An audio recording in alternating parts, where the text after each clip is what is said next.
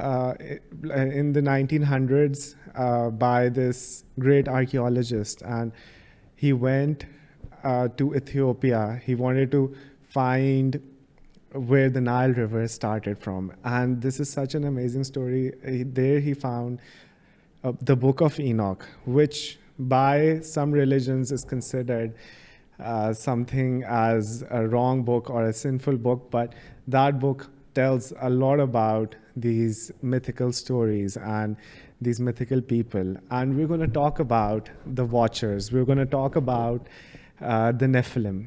So who were the Watchers? The Watchers were fallen angel according to some text, but according to Islam, the Watchers were the jinn.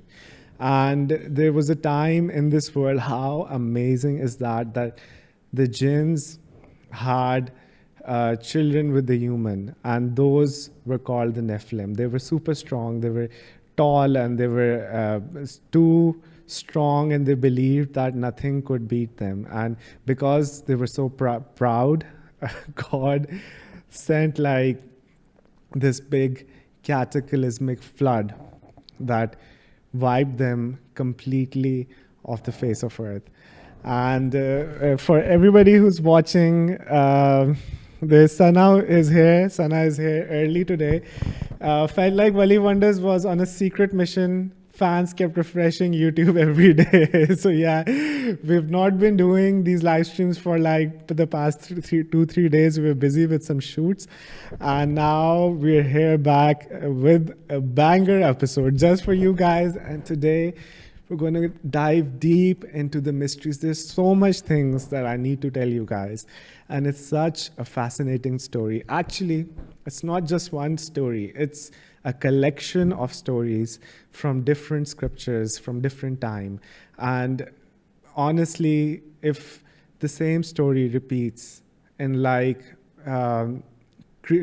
cultures and civilizations that were far apart, like there was this Mayan civilization, there was this Indian civilization, and both of them have similar stories about the Great Flood, about the people who lived at that time, and about the people who came after, and how did humanity reset and relaunch. And I mean, once you'll hear all these things, you'll be just totally fascinated, because this is like some next level stuff. So without further ado, let's quickly go into the first video, and then we'll go to a few comments.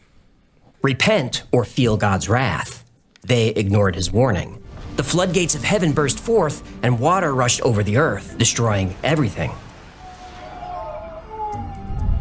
The only thing to survive is a single vessel, a huge ship, the Ark. 5 months later, the waters recede, and the Ark made ground on a mountaintop. A man named Noah emerged, and civilization began again. Some version of the Noah's Ark story exists in almost every religion and every culture on Earth. But did Noah and the Ark really exist? Well, there's evidence that they did. So much evidence that it was classified by the CIA for almost 50 years. But why classify it? Well, there are two problems with the Noah's Ark story. One, the Ark is much older than anyone thought. And two, the man named Noah, he wasn't a man. At least, not a man from Earth. So God said to Noah, I'm going to put an end to all people, for the earth is filled with violence because of them. I am surely going to destroy both them and the earth. But the Book of Enoch tells it a little differently.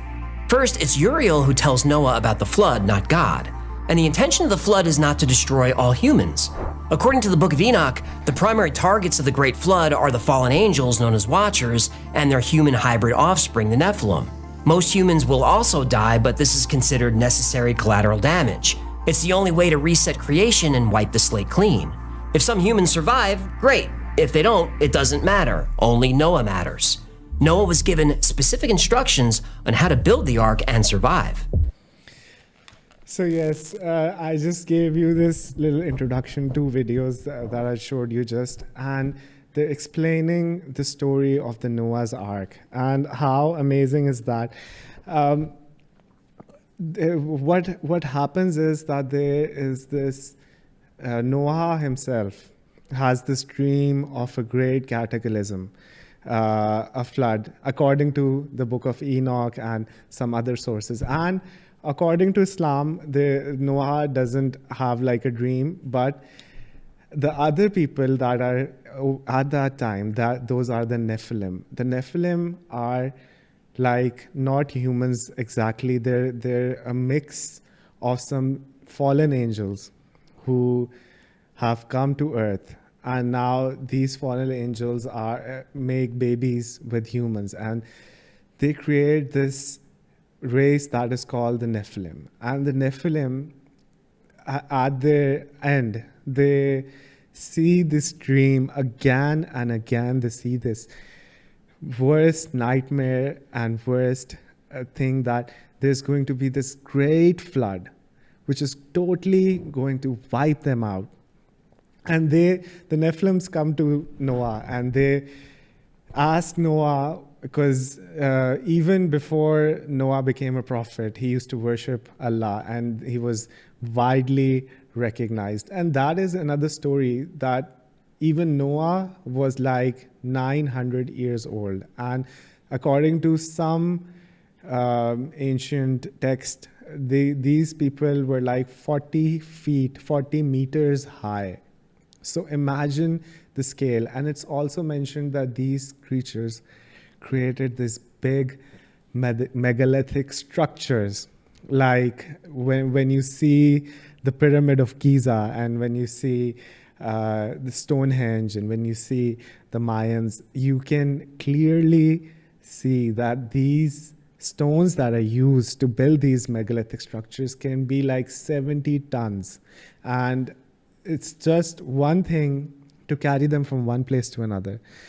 But these stones are put together like a puzzle. And with this puzzle, it's like you need to exactly get each stone right in its place, because the blocks are not uniform. If there's a block that is cut and the next block that is going to be put next to that block, they both need to have the exact alignment. And some of these rocks are so close together that you can't even put like a paper between the rocks, because some people say that these ancient people had like some great knowledge, like some drills or some laser cutting technology that could really cut through rock like anything. And when you look at the ancient Egypt, and it's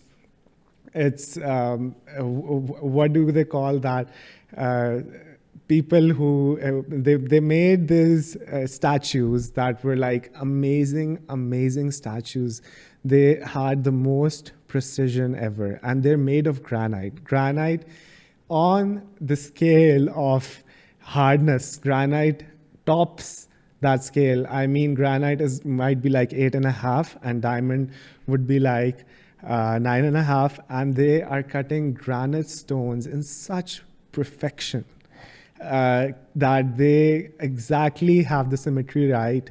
The left of the face looks exactly as the right of the face, and between the toes and between the fingers and between each muscle, there is definition, which is so difficult that even today, if you want to cut stones like that, you probably might need heavy machines like industrial machines. And sometimes with these machines that are available in 2025, you can't get that sort of precision, because that is like nanometer precision that these guys were giving.